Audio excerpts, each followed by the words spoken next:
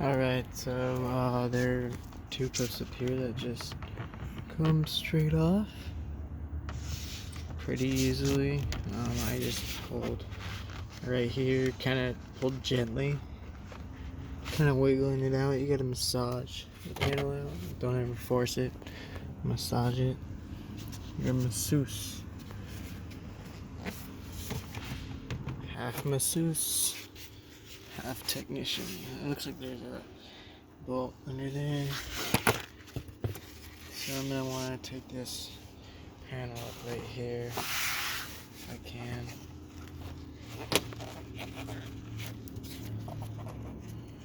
Let's try and get this underneath.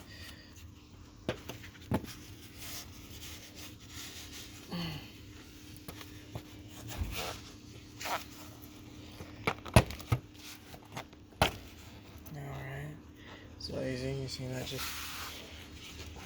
kind of pulls up.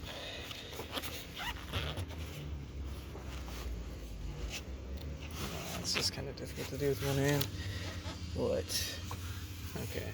I'm just gonna, this comes up the same way as I did, but I'm just gonna use two hands, okay? Actually, let's see if I can just use this to get it. Try not to puncture this when you're using tools.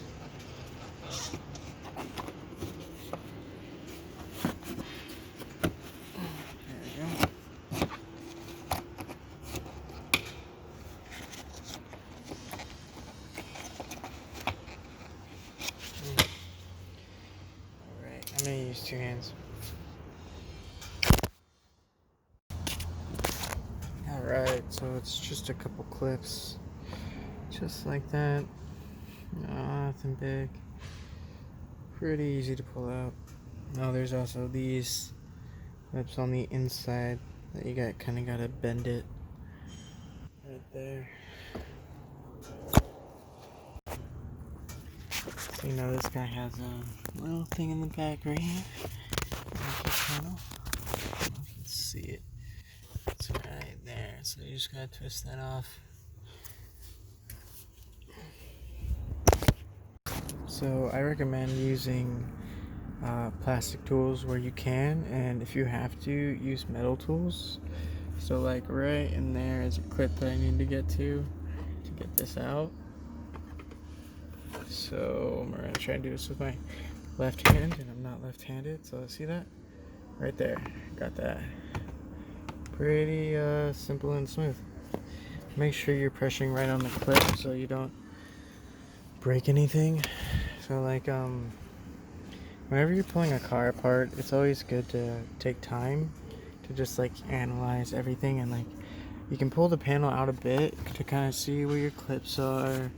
Don't ever force it. It should kind of just fall apart most of the time. So that doesn't look like it's holding it right here. So it looks like it should just come out right there. But we're just gonna make sure.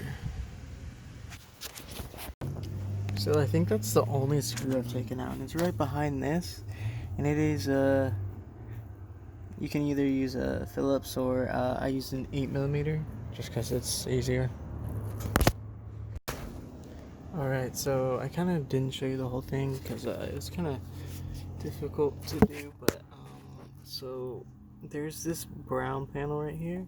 So it has a clip right there and a clip right there. So like, just take your panel popper, use a plastic one so you don't damage any panels. This is a Mazda 6 actually, not a Mazda 3. Pull this up. This is the one where you won't take the dash down, you'll just do the clamshell.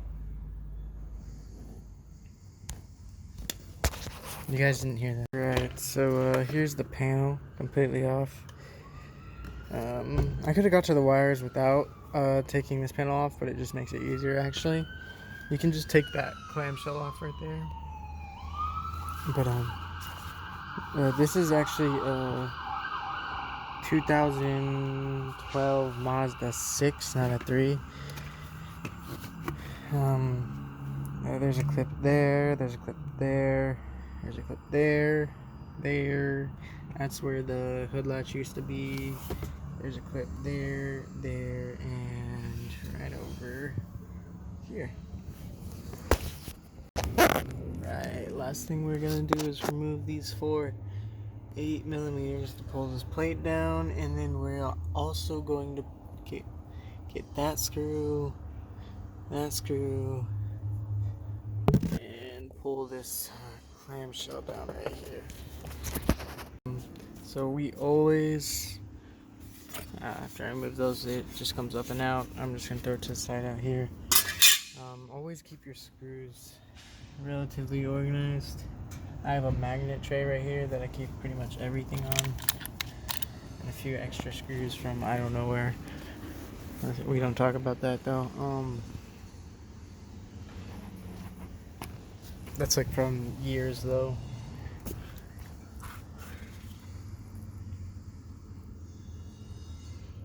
Alright, so I'm guessing that these screws up in this clamshell and those 2 holes right there are going to be Phillips. I just noticed the 3rd screw right there.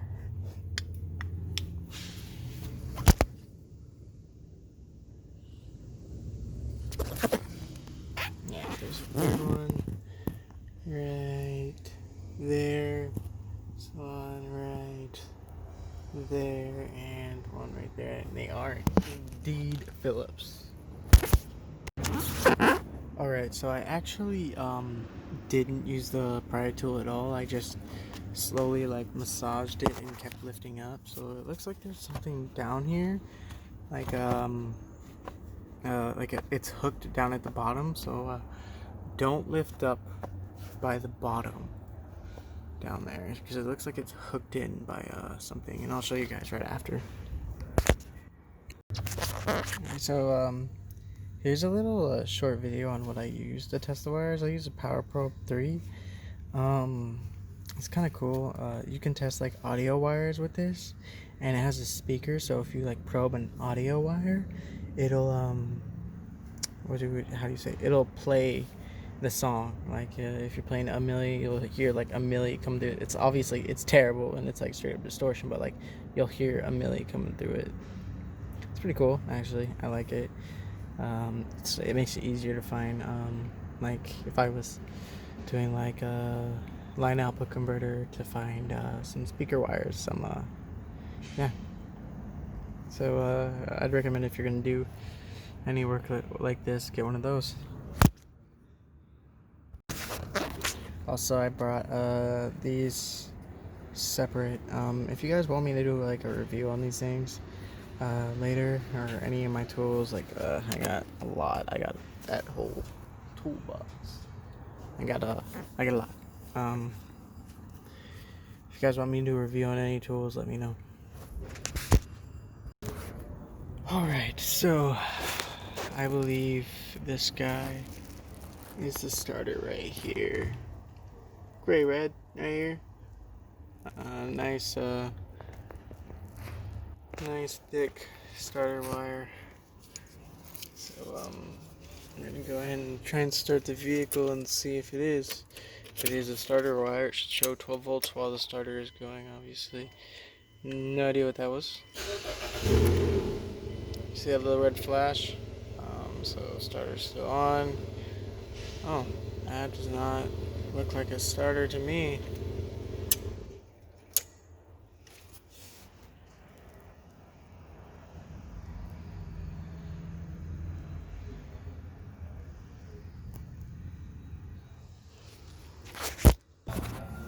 So another cool thing with this power probe is you can actually test if something is indeed a ground. See? Oh look, I have a ground right there. I could drill a little self-tapper into that and have my ground. Yep, sweet. Alright, so that's how I test for ground.